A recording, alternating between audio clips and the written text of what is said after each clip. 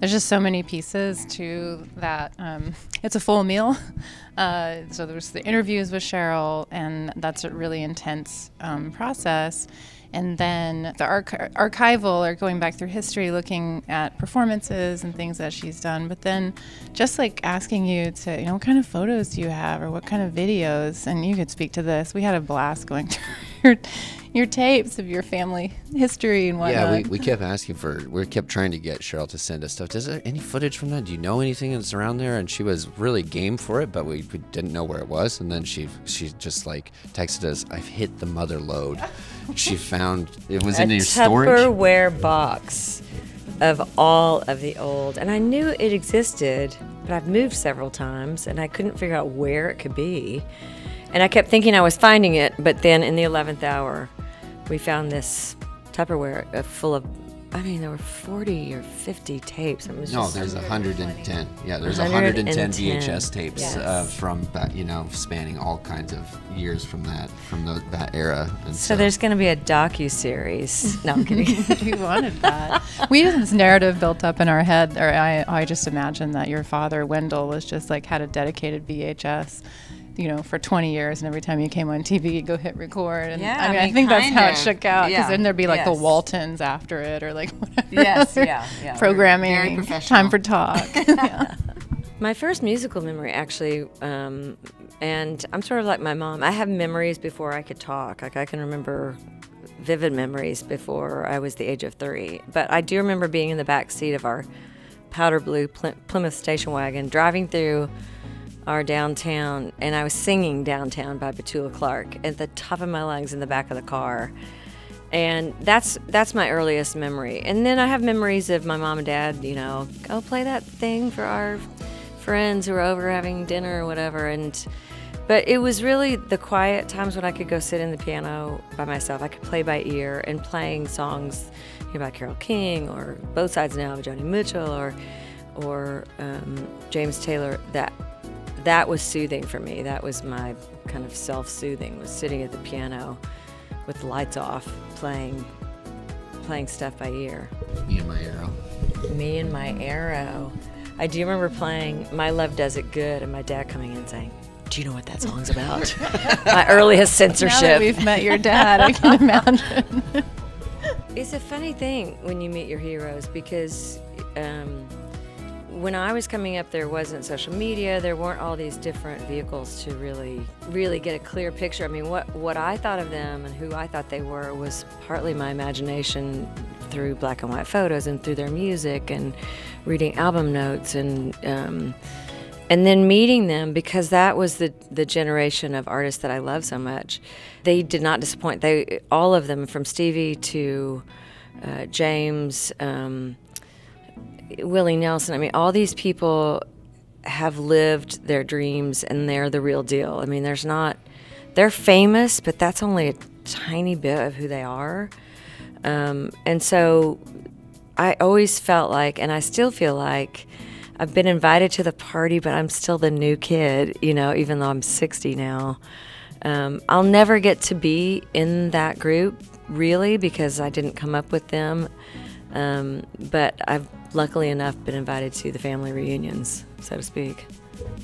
Not to sound like Shirley MacLaine or whatever, but I do feel like, there are certain people in your life that you're just familiar with, From the moment I met Laura, we've always been really, really tight, and tight in a way that was more like straight to the point and at a soul level. And she's been not only a rock, but also just, the best kind of friend that you could have. And she still is, even though we live in different cities.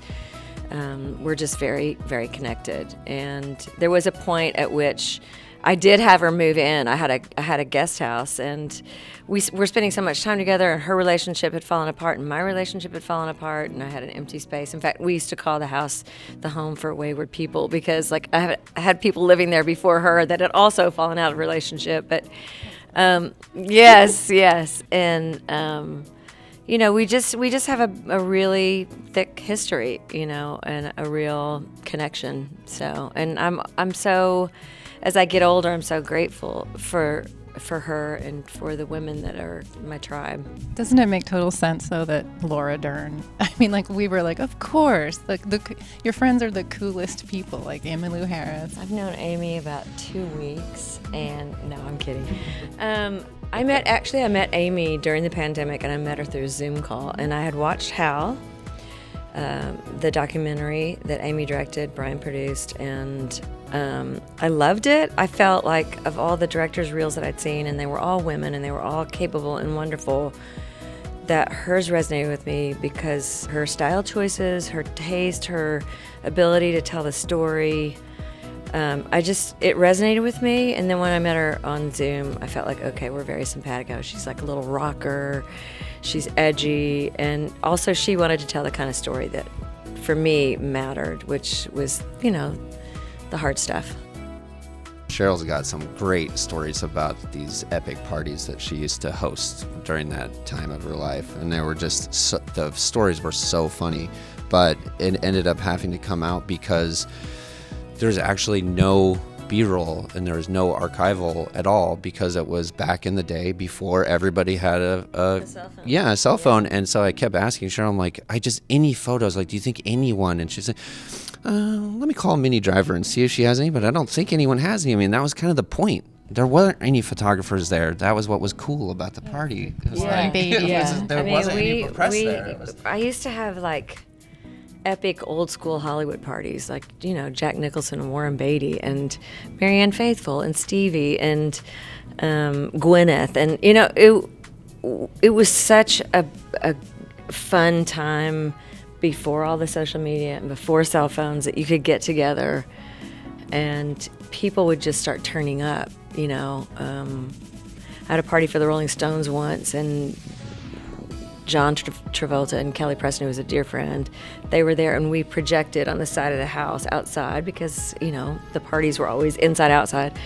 We projected Urban Cowboy on the side of the house, and John was watching it just going, I love this movie. It's real. I feel it's my favorite movie I ever did.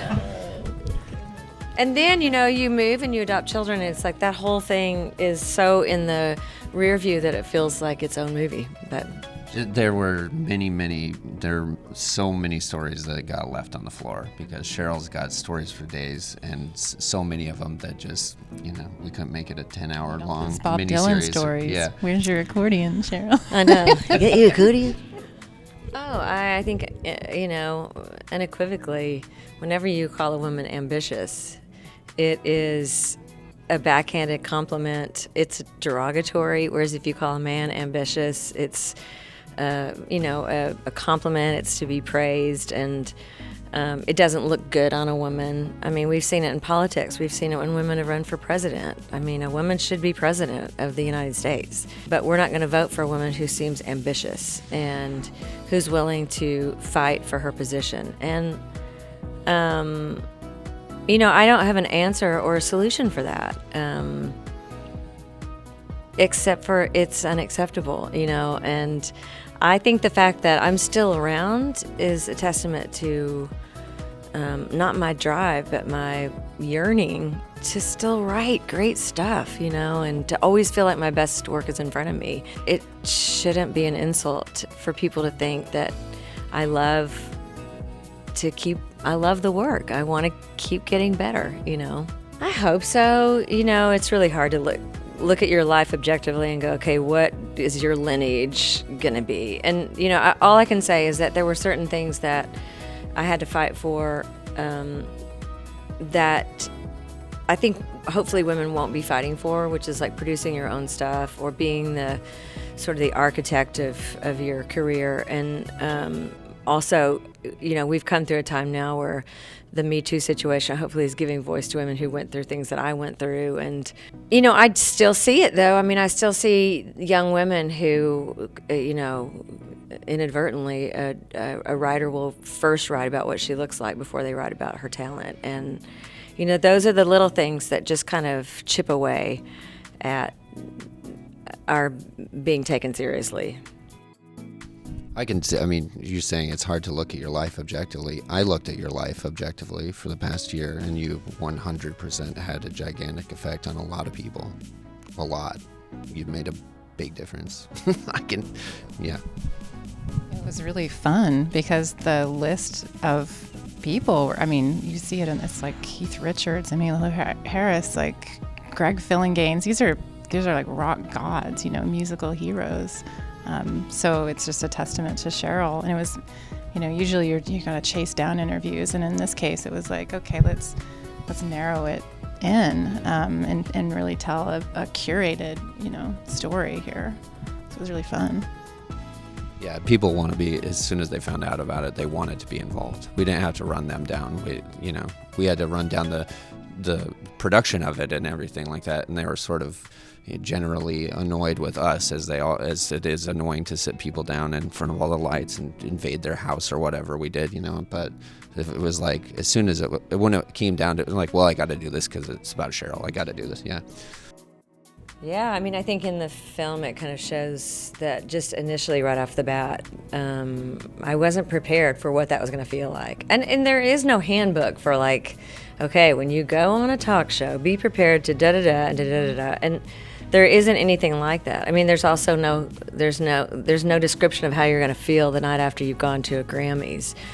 You're going to pretty much feel crappy. I mean, you've been in a room with so much energy that is not like a loving energy. It is full on, I can't even explain the weird energy that exists in a room full of celebrities. And if you're somebody who's sensitive, you come away from it feeling like, ugh, I just need to take a shower. And it's just, late night talk shows are difficult because you're thrust on there, you're really just a musician, and then suddenly you're in the entertainer seat and you're kind of trying to keep up, and it's just, I wasn't really prepared for that. I'm much more prepared for it now. Of course, people are less, want to talk to me less because I'm not, I mean, I wish I knew then how to handle it, but. We were, I mean, it was strange to look at a lot of that. I mean, the sort of fame, we called it Fame as a Mind Fuck, was the name of the scene, and putting it together, just watching all of this footage of and Laura Dern says it, they're just like the things that are put on celebrity, and then when you're like at the Grammys or something, it's a machine. You're in the machine, and for us, it was just like, whoa, what a freaky place space to have to navigate. It's fascinating. I mean, I don't want to glorify my stint with breast cancer. It was excruciating. And obviously my breast cancer was detected very early, so there was no fear I was going to die of it. There was certainly a concern that it might come back. But that was the moment where I kind of looked at all of it and thought, okay, who was I originally? And how do I get back to that?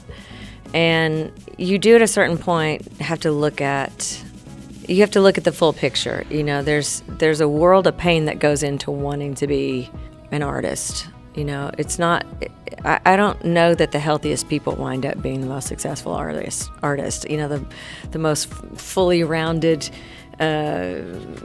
stable people are not necessarily the ones that are going to write the heartfelt music and put themselves out there. And then they're also going to be manipulated by people who see a way to monetize that art, and then they're going to, there's no way to hang on to yourself when you have a lot of people around you once that machine starts rolling who are depending on your success and who are also enjoying your success.